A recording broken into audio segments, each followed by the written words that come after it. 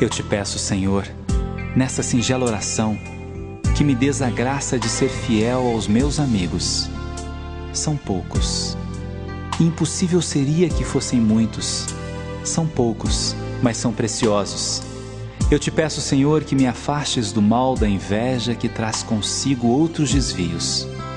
A fofoca, a terrível fofoca que humilha, que maltrata, que faz sofrer. Eu te peço, Senhor, que o sucesso do outro me impulsione a construir o meu caminho e que jamais eu tenha ânsia de querer atrapalhar a subida de meu amigo. Eu te peço, Senhor, a graça de ser leal, que eu saiba ouvir sempre e saiba o quanto é necessário falar. Senhor, sei que a regra de ouro da amizade consiste em não fazer ao amigo aquilo que eu não gostaria que ele me fizesse. E te peço que eu seja fiel a essa intenção.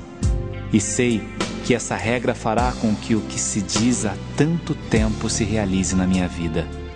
Que eu tenha poucos amigos, mas amigos que permaneçam para sempre. Não poderia ter muitos. Não teria tempo para cuidar de todos. E de amigo, a gente cuida. Amigo, a gente acolhe. A gente ama. Senhor, protege os meus amigos. Que nessa linda jornada consigamos conviver em harmonia. Que nesse lindo espetáculo possamos subir juntos ao palco, sem protagonista. Ou melhor, que todos sejam protagonistas e que todos percebam a importância de estar ali, no palco, na vida.